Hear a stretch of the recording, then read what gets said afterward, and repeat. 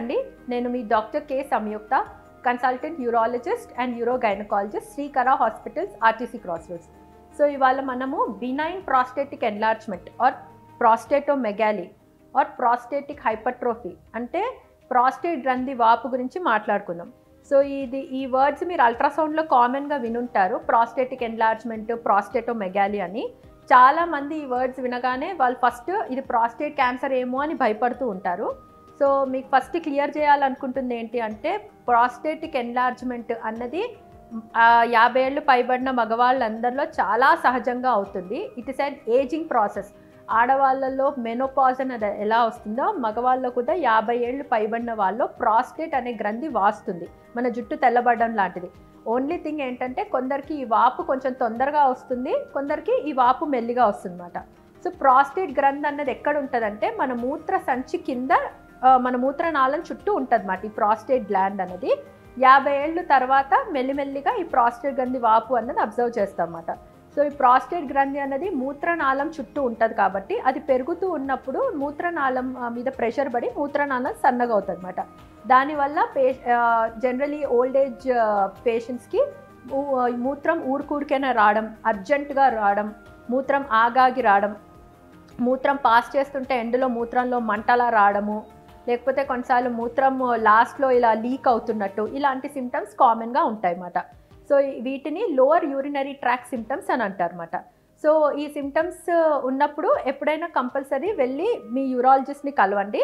కలిసినప్పుడు వాళ్ళు ఒక బేసిక్ టెస్ట్ చేయిస్తారు. ఏంటి అంటే, ఒకటి డిజిటల్ రెక్టల్ ఎగ్జామినేషన్, అంటే వాళ్ళు ఎగ్జామినేషన్ చేసి గ్రంథి వాపు ఉందా లేదా చూస్తారు. ఇంకోటి అల్ట్రాసౌండ్ అని ఒక టెస్ట్ చేస్తారు అనమాట.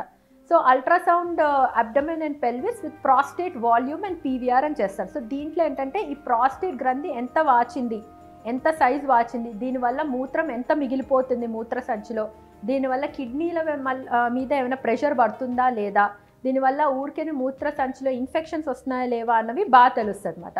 సో అల్ట్రాసౌండ్ టెస్ట్ ద్వారా ఒకసారి తెలిసిన తర్వాత దాన్ని బట్టి ట్రీట్మెంట్ ఉంటుంది.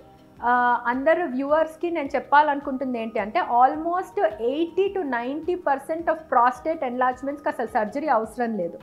All of them are medically manage problem. Prostatomegaly అనేది మెడికలీ మేనేజ్ ప్రాబ్లం. ఓన్లీ సడన్గా యూరిన్ ఆగిపోయినా, యూరిన్లో రక్తం పోతున్నా, విపరీతమైన మంట ఉన్నా, ఊరికేనే ఇన్ఫెక్షన్స్ వస్తున్నా, లేకపోతే ప్రాస్టేట్ గ్రంథి మరీ పెద్దగా అయిపోయి కిడ్నీల మీద ప్రెషర్ పడుతున్నా, అలాంటి సిచ్యువేషన్స్లో ప్రాస్టేట్ గ్రంథికి సర్జరీ చేస్తాం. లేకపోతే 80 నుంచి 90% మందికి ప్రాస్టేట్ గ్రంథి వాపుకి సర్జరీ అసలు అవసరం లేదు, మెడికలీ మేనేజ్ చేయొచ్చు. అంటే దానికి మందులు వేసుకుంటే ఆ ప్రాస్టేట్ గ్రంథి మళ్ళీ స్ట్రింక్ అయిపోతే సిమ్టమ్స్ కూడా అన్నీ డిజాల్వ్ అయిపోతాయి. ఇన్ కేస్ సర్జరీ వరకు వెళ్తే ఏం సర్జరీస్ చేస్తారు? సో దీనికి 2 రకాల సర్జరీస్ ఉంటాయి.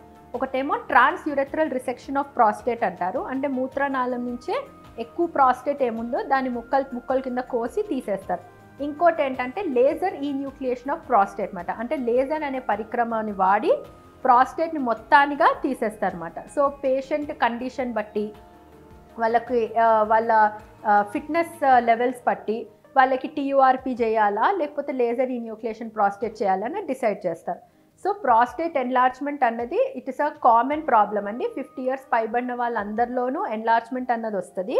సో దాంట్లో నేను చెప్పిన సిమ్టమ్స్ ఏమైనా ఉంటే తప్పకుండా మీ యూరాలజిస్ట్ని కలిసి మెడికల్ మేనేజ్మెంట్ అంటే టాబ్లెట్స్ తీసుకుంటే సరిపోద్ది. Thank you. అద్భుతమైన ఆరోగ్య వీడియోల కోసం 3TV హెల్త్ ఛానల్ ని లైక్ చేయండి, కామెంట్ చేయండి, సబ్స్క్రైబ్ చేయండి, అలాగే షేర్ చేయండి. Thank you.